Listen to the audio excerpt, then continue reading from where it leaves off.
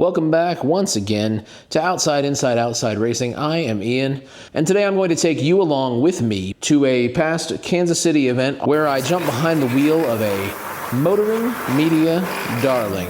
I'm speaking, of course, of the venerable GR Corolla.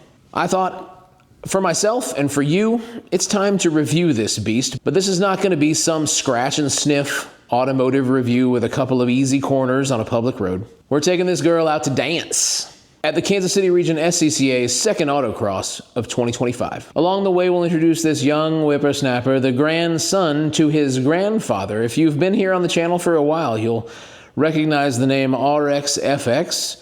I call her Deborah. My 1987 Toyota Corolla FX16, which is no longer here. Projects come and projects go. We'll talk more about that later.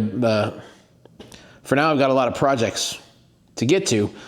So let's do that while I tell you all about my first all-wheel drive autocross experience. So by now, you probably know the GR Corolla fairly well. Just in case you don't, this is Toyota's take on the current hot hatch arms race, the turbocharged 1.6-liter 3-cylinder that's throwing down 300 horsepower to all four wheels.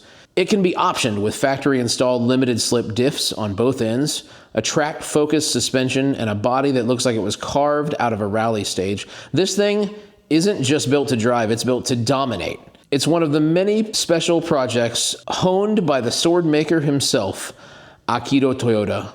Marizo, to those who know.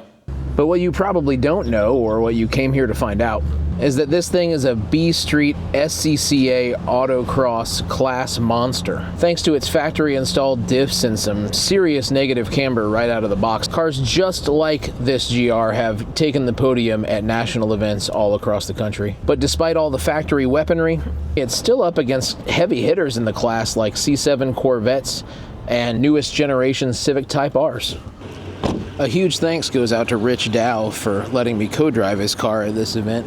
He's got a whole season under his belt in the GR Corolla at Autocross, and without his experience, I mean, I don't know what I'd do. It was a huge game changer for me. It's not often that you get to jump behind the wheel of a fully dialed-in car with a seasoned driver like Rich to point out all of its little quirks.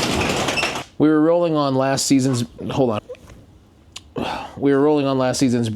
Potenza RE71Rs that were basically bald, and it was wet out for the day. So it was pretty much going to be pitch and catch no matter what. Wet autocross often ends up feeling like rallycross anyway. I just didn't have a clue of how true that was going to be. Oh, there it is. All right. Nope, that was terrible, man. That was awful. I'll get better at that. We were out and away for run number 1. And it started off a little rough. Okay. Tires. It's sliding. It's sliding. Man, I gotta figure this out.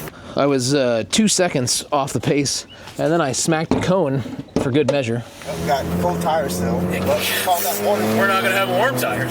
This car's heavy compared to what I'm used to, like really heavy. But I started to feel something interesting. It would push into understeer on the way in and then just like correct itself. No input from me. I'd find myself sliding the rear out by the end of the turn. Rich hopped in for his run and smoked my time by 2 full seconds. Clearly, I had some learning to do. Run number 2 brought more of the same. Only 2 cones this time, but I managed to knock 2 seconds off of my previous run. I was fighting the car too much, wrestling with its weight instead of letting it do its thing. Meanwhile, Rich dropped another second off his raw time, even with a cone. He slid into 3rd place, but still 3 seconds back from the leader Ryan Kuber in his C7 Corvette. Now my 3rd run is where it really all started to click. My first couple of runs, they felt familiar, but it was all brake, turn, lift. And it didn't want to stick. Look ahead, slide it, make it slide. It wanted to slide. Easy on this one. Easy. Ha! 47.6! It started to feel a lot like it's a fucking rallycross car. This is a fucking rallycross car. It is not an autocross car. I stopped fighting it and started working with it, and boom. 3 seconds shaved off my raw time, just like that. Rich had to go and show me up, though, beating my time by 4/10. The track was drying, and it showed, especially for our B Street leader, who ran a blistering 44.130. And then there was run 4 for all the marbles. I knew there was another second out there if I could just clean it up. I hit the first section just like I did on run 3. Same lines, same slides, but I got greedy. I got on the gas too soon. I forgot about all that weight. I managed to save the sweeper, but got the cone at the end, then 2 more in the slalom. I mean, this car is just big. Everything else that I drive, not this, but all this, MR2, Fit, not that, they're all under 2,300 pounds. I mean, the Fit's 2,500 pounds, but everything is light. So that'll be my excuse, I guess. The weight. Yeah, it was slower. No, it was faster, but I hit a cone, 47.4. What a goddamn riot this car is! I still knocked 2/10 off my raw time, but those 2 cones hurt bad. Rich, meanwhile, dropped a 46.687, but snagged a cone of his own. He still managed second in the class behind the Corvette, and I came in 5th out of 5, with only 4/10 separating second place and 5th place. So at least I know the competition in B Street in Kansas City is strong, and that's what you want to keep you pushing to drive faster. So, what did I learn about the GR Corolla? Well, it's heavy. Have I said that it's heavy? It's heavy. But I'm not going to fault it for that, because modern cars are filled with all sorts of gadgets and gadgets, and all the safety robots to protect us while we're on the road. And honestly, if I'm going to spend $50K on a sports car, hot hatch, whatever you want to call it, it should probably do a little bit of the thinking for me, because my thinker at 44 years old is just about used up anyway. But as for all-wheel drive versus rear-wheel drive or front-wheel drive, I think I get it now. In the wet and in the dirt, this thing's a rallycross machine.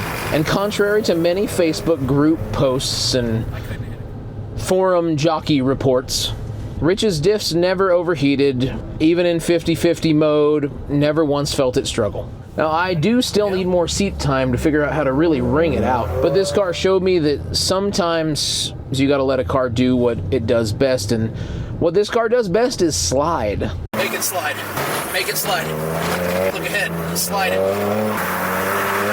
So is it worth the money? Well, I think so. If you're a diehard Toyota fanboy like all of us in OIO, you're probably going to think the same. The power's awesome, the brakes are phenomenal, the grip is otherworldly. But is it the do-it-all autocross, rallycross, track day car that I want it to be? I'm still very leery of the issues that they have with the differentials overheating, and Rich has basically toasted his clutch after 12,000 miles and a couple of seasons autocrossing. So they're still working out some of those kinks from the factory, but that's nothing that the aftermarket can't fix. I honestly don't care if I have to move out of a street class at autocross and into a more prepared class, and at rallycross too, if that means that I can put on a better clutch and make sure that the differentials stay cool. Autocross is kind of a secondary hobby for me anyway, at least until the killer Corolla is done, but that's another story. Until that day, I think I'd like to have a car that, like, a few days out before an autocross, I could be like, I think I'd like to do that this weekend. Could load up the big hat and the sunscreen and the, tire gauge,